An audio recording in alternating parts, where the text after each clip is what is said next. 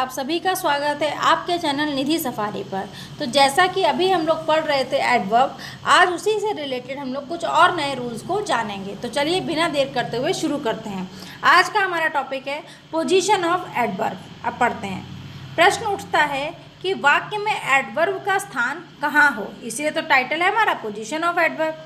जैसा कि पहले बताया जा चुका है कि एडवर्ब वर्ब, एडजेक्टिव तथा अन्य एडवर्ब की विशेषता बताता है, अतः एडवर्ब का प्रयोग वाक्य में इन्हीं के पहले होना चाहिए, किंतु इसके कुछ अपवाद हैं। ठीक है, इन्हीं नियमों का उल्लेख हम नीचे कर रहे हैं। तो सबसे पहला रूल नंबर 1 है द स्प्लिट इन्फिनेटिव। आइए इसको समझते हैं उदाहरण से। देखिए, एडवर्ब को टू और वर्ब के बीच में रखना व्याकरण की भूल है। यदि किसी वर्ब के साथ टू लगा हुआ है तो उस वर्ब की विशेषता बताने के लिए एडवर्ब का प्रयोग ठीक उस वर्ब के पूर्व न करके उसके साथ लगे हुए टू के पूर्व या वर्ब के बाद अर्थ के अनुसार करना चाहिए। जैसे देखिए उदाहरण आपके सामने, I request him to kindly leave the room. ये क्या है? अशुद्ध है, गलत है। यहाँ काइंडली का प्रयोग टू के पूर्व होना चाहिए। तो शुद्ध वाक्य क्या होगा, आइए उसे देखिए। शुद्ध वाक्य आपका होगा I request him kindly to leave the room. Clear है? अब आता है रूल नंबर 2। रूल नंबर 2 क्या कहता है? एवरी, ऑलमोस्ट, ओनली और लीस्ट के लिए क्या कहता है? इन एडवर्ब्स के वाक्य में स्थान, पोजीशन से वाक्य के अर्थ पर प्रभाव पड़ता है, अतः वाक्य में इनका स्थान अर्थानुसार होना चाहिए। जैसे ओनली राम रैन, राम ओनली रैन। ये दो वाक्य हैं। देखिए इन दोनों वाक्यों में अगर शब्दों की बात करें तो 3 शब्दों का प्रयोग हो रहा है, ओनली, राम और रैन। पहले में ओनली लगा है राम के पहले और दूसरे वाक्य में ओनली लगा है रैन के पहले। तो यहाँ पे इन दोनों वाक्यों का क्या अर्थ में अंतर है उसको समझिए। यहाँ पहले वाक्य का अर्थ है केवल राम दौड़ा, अन्य कोई नहीं, केवल राम दौड़ा। ठीक है। दूसरे वाक्य का अर्थ है राम केवल दौड़ा, अन्य कोई काम नहीं किया। यहाँ फोकस किस बात पे? सेकंड सेंटेंस में कि राम ने क्या किया? सिर्फ दौड़ की और कुछ नहीं किया।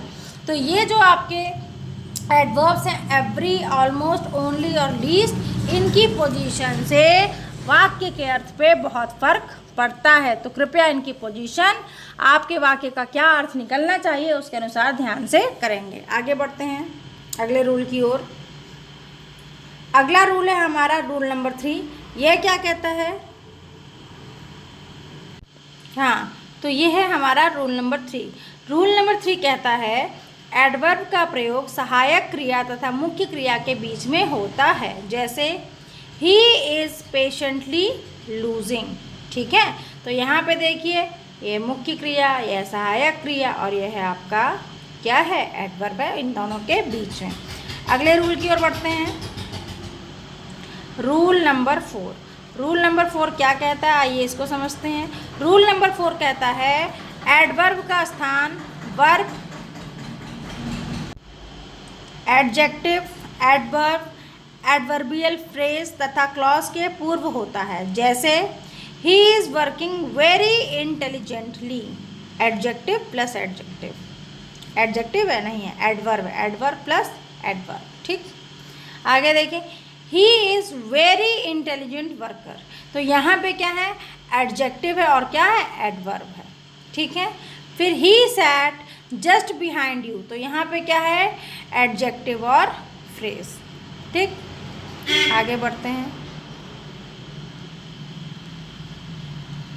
अब हम पढ़ते हैं रूल नंबर 5। रूल नंबर 5 क्या कहता है? आइए इसको देखते हैं। रूल नंबर 5 कहता है adverb of time, place, manner का स्थान वर्ब के बाद आता है तथा वाक्य में ऑब्जेक्ट रहने पर इनका स्थान ऑब्जेक्ट के बाद आता है। जैसे he ran quickly, he came here last month। Clear? आगे बढ़ते हैं। Rule number 6। रूल नंबर 6 क्या कहता है? एडवर्ब ऑफ फ्रीक्वेंसी का प्रयोग ऑक्सिलरी वर्ब के बाद तथा अन्य वर्ब के पूर्व होता है। जैसे he is always late, he always laughs। Clear है? आगे बढ़ते हैं। Rule number 7।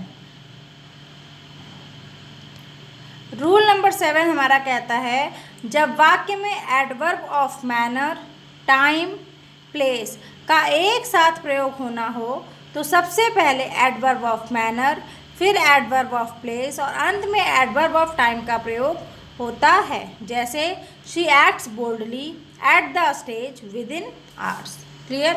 तो फ्रेंड्स, ये कुछ आपके पोजीशन ऑफ एडवर्ब से रिलेटेड रूल्स थे। क्लियर है?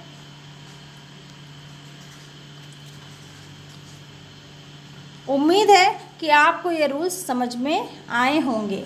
अगर ये रूल्स आपको समझ में आए हैं, वीडियो आपको पसंद आया है तो वीडियो को लाइक कीजिएगा और आपका कोई सुझाव हो, सलाह हो, वो कमेंट में दे सकते हैं। और अगर आप हमारे चैनल पे पहली बार आए हैं और इसी तरीके की वीडियोस देखना चाहते हैं तो चैनल को आप सब्सक्राइब कर सकते हैं। मिलते हैं एक नए वीडियो में नए टॉपिक के साथ। तब तक के लिए नमस्कार।